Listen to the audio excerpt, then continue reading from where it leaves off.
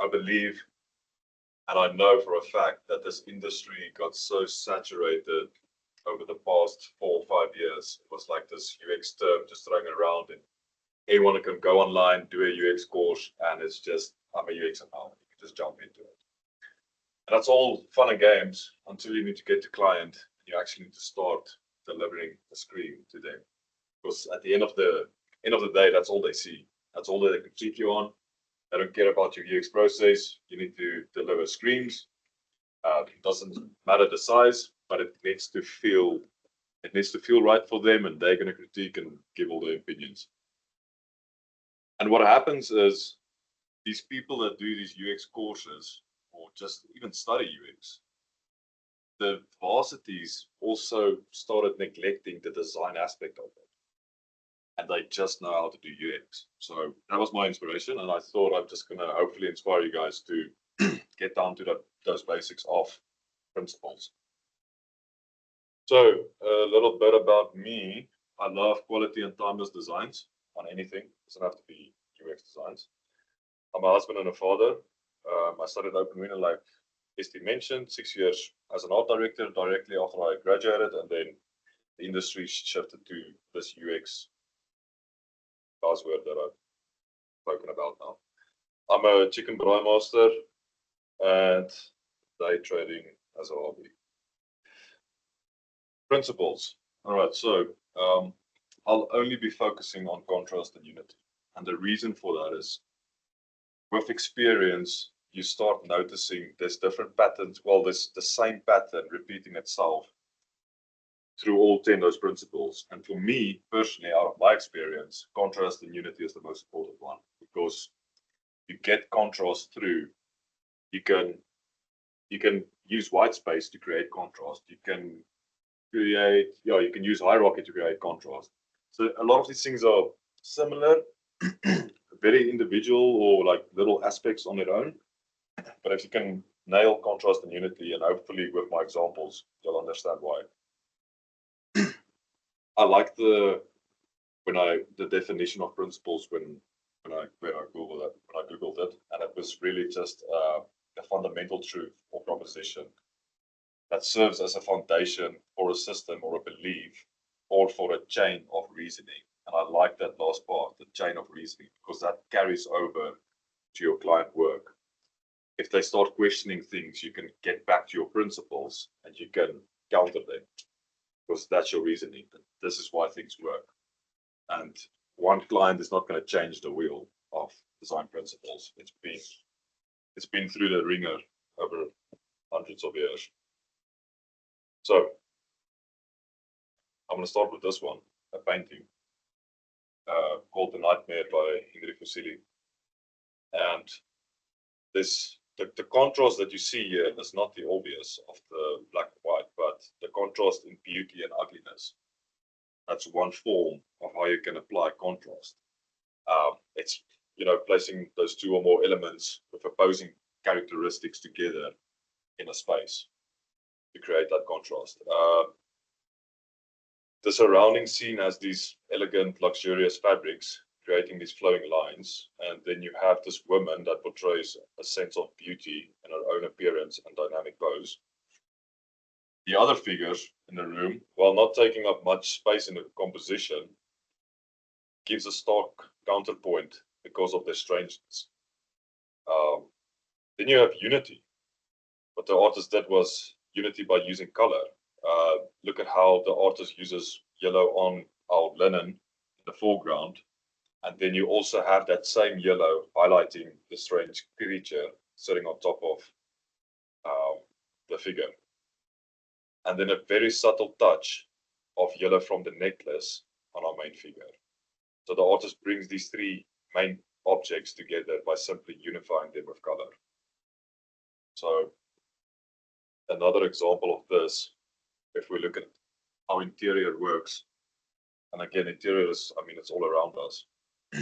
So placing two or more elements with opposing characteristics, again, in a space. In this case, you've got contrast in shapes. So you've got your square, bulky couch, the squares on the wall decor, and the square carpet, and obviously the square door. Then you've got these round lampshade, round coffee tables, circles on the door, that nice touch. And again, it's just that contrast, how they've used it in space. What am I saying? Yeah, contrast in shapes. Yeah. So it's not just black and white. It's ugliness, beautifulness, shapes. And then you've got unity through a pink couch and a pink lampshade and a very subtle pink brush strokes on the coffee tables that unifies all of those elements in that room. So in the exterior shot, there's more than unity that subtly brings, well, the unity brings the harmony in the shot. So if you try and dissect what's going on here and ask yourself why something is beautiful or attractive to you personally,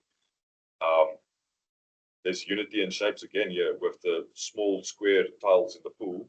And then you have those steel mesh outdoor chairs at the back, which also consist out of small squares. We all know those. And then you have the back wall also with squares. So everything just unifies itself in this image. And then there's something interesting that also unifies, and that is the reflection, like this massive reflection going on in the scene. Like you've got this huge window and a medium-sized pool, but the reflection is very clear in there, and it's kind of invisible. Like you don't really notice it until you start understanding what's happening and why things just works. Like it looks beautiful.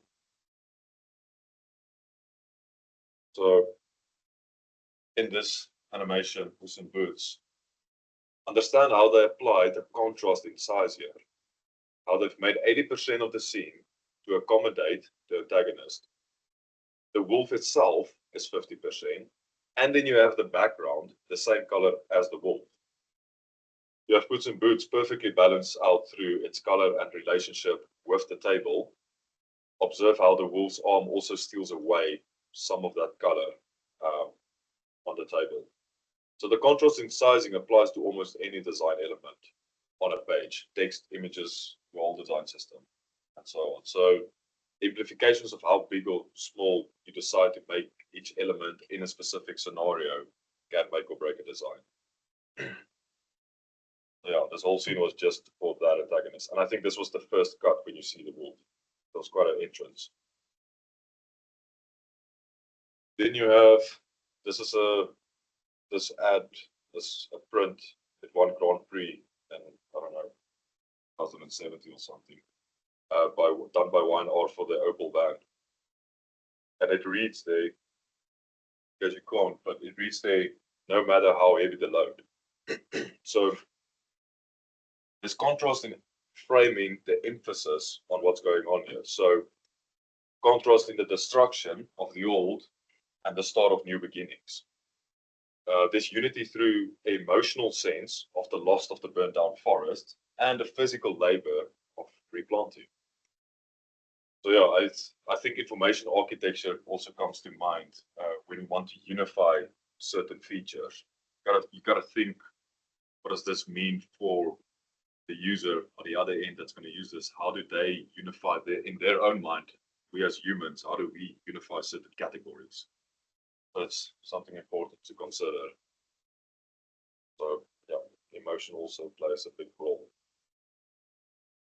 I don't know who watched the debate a month or a few months ago, but so the Time magazine came out with this design, and it was for me again. This is now the contrast in white space.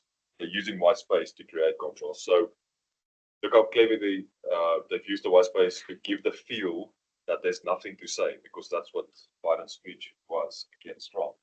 And it's speechless. It's a state of absence that happened because of Biden's mental capacity. And for the viewer, that's exactly what it was. When you look at this design, that's exactly how they felt. A lot of them were in shock and couldn't believe it. And it's also just a small observation from this design is how they've made the name of the magazine almost the same size as Old Joey there. So they weren't even competing against their own name. Like if our name stands out, if you see that first, that's fine. So yeah, great design. Yeah, and then you've got a little bit of again contrast through white space. I thought I'd just point this in here. Again, it's old school. It's the father of industrial design, Peter Rams, and he used a lot of white space to create clean, uncluttered designs that emphasizes simplicity and functionality. It also allows what white space does in our designs is also allows us to focus on the essential elements. It's easier for the user to absorb, so it's not a cognitive overload. So don't be afraid when it comes to design to break up your steps in multiple pages. Some would be against saying, yeah, but it's more pages, so the journey is no longer. It's not always the case. If it's quick to absorb and quick actions, it feels easier for the user to digest. All right, just an example going a bit into digital. So we've got the Atlantic here, which is an online news domain. And what they've done here is obviously the contrast in the columns, what is important, bringing in that hierarchy. Donald Trump being our hero shot here.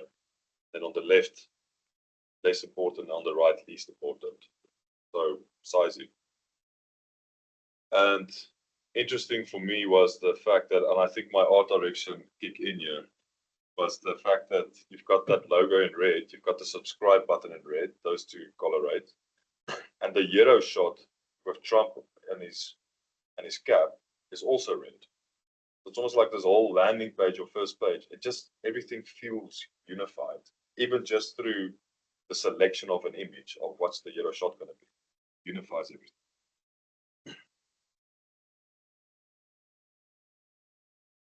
On the Apple website a while back, I think it's iPhone 20 now, but yeah, contrast in material is also important.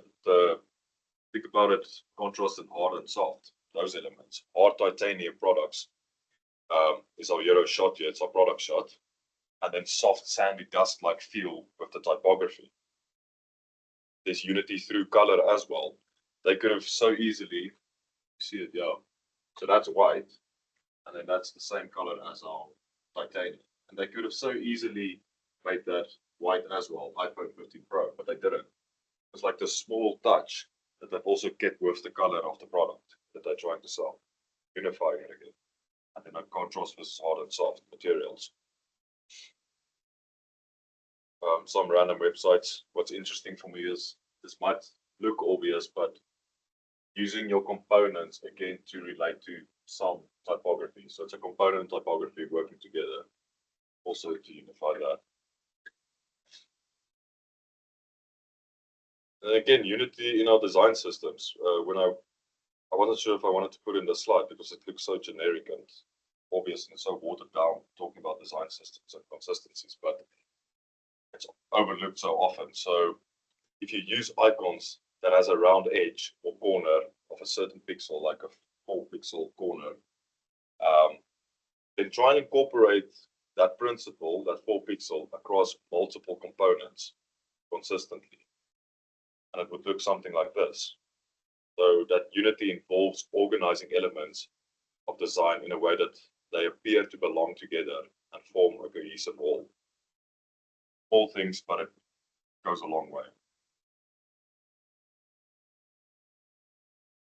And then unity through categories. So if we look at Uber Eats, what's happening there? So you've got your categories there on the top with the information architecture, but it's the same illustration. They're just unifying it through an illustration and through size. And then you've got your subcategories that's got a different size to bring in that contrast of what's important and what's least important. Yeah, multiple ways to do that. Again, this was interesting as well. I could just hear through my experience how many times a client has told us that everything is important and they want everything on the page and everything must pop. And then I think the best response to that in the case would always be that if everything is important, then nothing's important. But you can see in Revolut, what they've done here is obviously this looks like a feature page, categories page, but it's beautiful how they've used unity to not make it feel like everything's important. Like you still got your announcements, bugs, feedback, ideas, other stuff. And then through color, Revolut Business seems like it's the important one. They want people to notice it. So they haven't made that blue and white on that illustration. And it's a complete different style in illustration. So it stands out quite well. On the right-hand side, you've got Kraken, just the investment platform, but again, like small elements, just unifying itself and creating the white space to clearly see where your eye needs to lead to. So like that 20, 50, 100, 250, something so clever and small. And then order type and pay with also unified. That's a category on its own.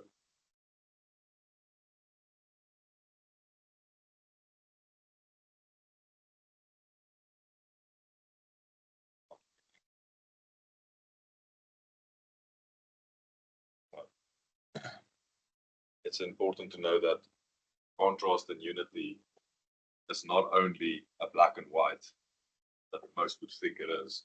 If you contrast, it is something that can be achieved through color, obviously, but then shape, spacing, sizing, textures, materials, emotions, beauty, ugly.